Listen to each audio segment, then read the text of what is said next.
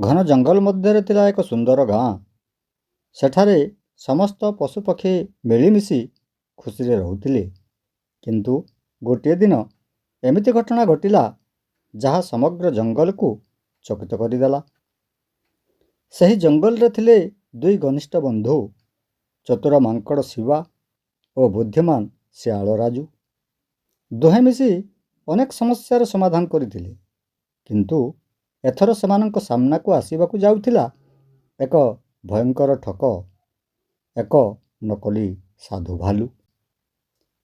ଗୋଟିଏ ସକାଳେ ସମସ୍ତ ପଶୁ ଦେଖିଲେ ଜଙ୍ଗଲ ମୁଖରେ ଜଣେ ଭାଲୁ ଗେରୁଆ ବସ୍ତ୍ର ପିନ୍ଧି ବସିଛି, ଗଳାରେ ମାଳା, ହାତରେ ଲାଠି ଏବଂ ଆଖି ବନ୍ଦ କରି ଧ୍ୟାନ କରୁଛି। ହରିଣ କହିଲା, ଆରେ ଏହେ ତ ମହାନ ସାଧୁ ଲାଗୁଛନ୍ତି। ଖରଗୋଶ କହିଲା, ସାୟଦ ଭଗବାନଙ୍କ ଦୂତ। କିଛି ସମୟ ପରେ ଭାଲୁ ଆଖି ଖୋଲି କହିଲା, ହେ ଜଙ୍ଗଲବାସୀମାନେ, ମୁଁ ହିମାଳୟରୁ ଆସିଛି। ତୁମମାନଙ୍କ ଦୁଃଖ ଦୂର କରିବାକୁ ଆସିଛି। ସମସ୍ତେ ଆଶ୍ଚର୍ଯ୍ୟ ହୋଇଗଲେ। ଭାଲୁ କହିଲା, ଯିଏ ମୋତେ ଫଳ, ମହୁ ଓ ଖାଦ୍ୟ ଦାନ କରିବ ତାର ଭାଗ୍ୟ ଖୋଲିଯିବ। ଏହା ଶୁଣି ସମସ୍ତେ ଦାନ ଦେବା ଆରମ୍ଭ କଲେ। ମହୁମାଛିମାନେ ମହୁ ଦେଲେ, ମାଙ୍କଡ଼ମାନେ କଦଳୀ ଦେଲେ, ହରିଣମାନେ ଫଳ ଦେଲେ।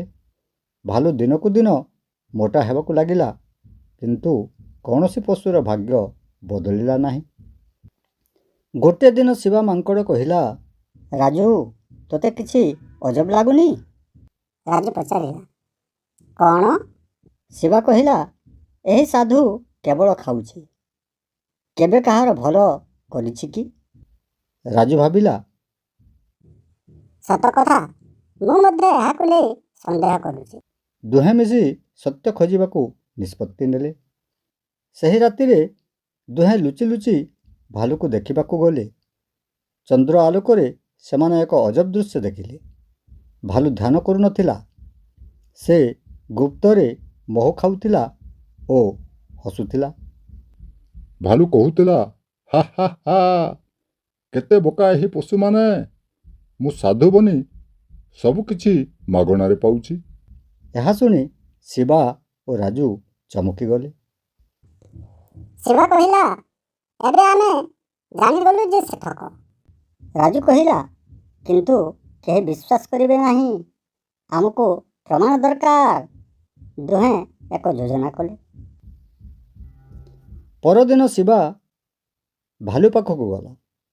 ମହାରାଜ, ଭାଲୁ ହସିଲା। ହେ ହେ ହେ, କହ ବତ୍ସ।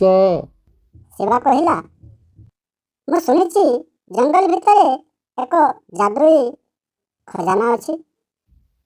ଭାଲୁର ଆଖି ଚମକି ଉଠିଲା। ସତ? ଶିବା କହିଲା, ହଁ, କିନ୍ତୁ କେବଳ ମହାନ ସାଧୁ ହିଁ ତାହା ଖୋଜିପାରିବେ। ଲୋଭରେ ଭାଲୁର ମୁହଁ ବଦଳିଗଲା। ରାତି ହେବା ପରେ ଭାଲୁ ଏକାକୀ ଖଜାନା ଖୋଜିବାକୁ ବାହାରିଲା। ଶିବା ଓ ରାଜୁ ତାଙ୍କ ପଛରେ ଥିଲେ।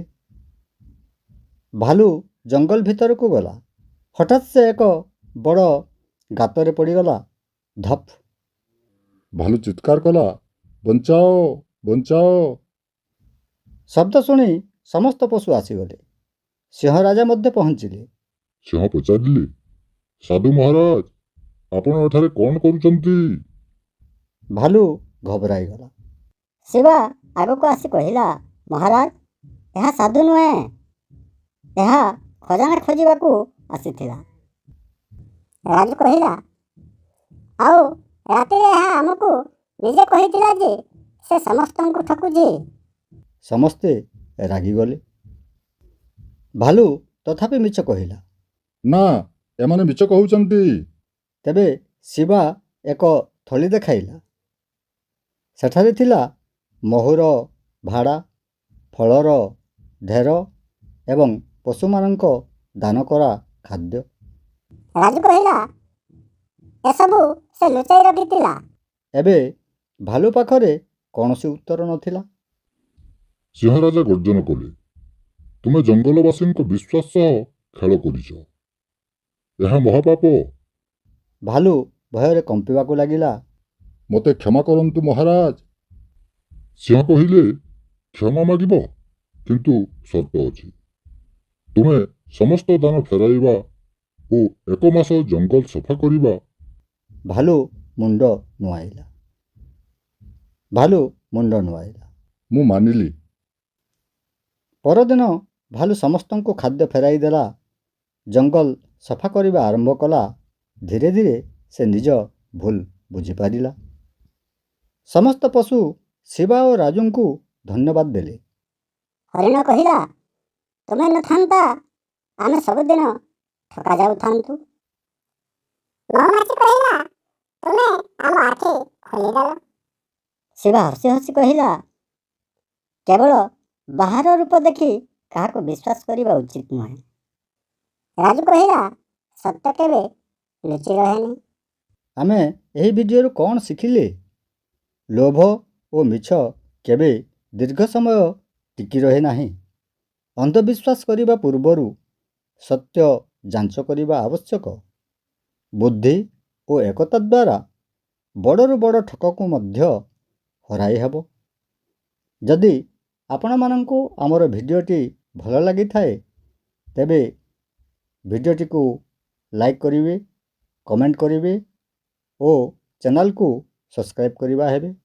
ଏଥିସହିତ ଆପଣମାନଙ୍କୁ ଅନୁରୋଧ, କେଉଁ ପଶୁ ଉପରେ ଆଧାରିତ ମୋରାଲ ଭିଡ଼ିଓ ଆପଣଙ୍କୁ ଅଧିକ ପସନ୍ଦ ଲାଗେ ତାହା କମେଣ୍ଟ ବକ୍ସରେ ଆପଣମାନେ ଜଣାଇବେ। ଧନ୍ୟବାଦ।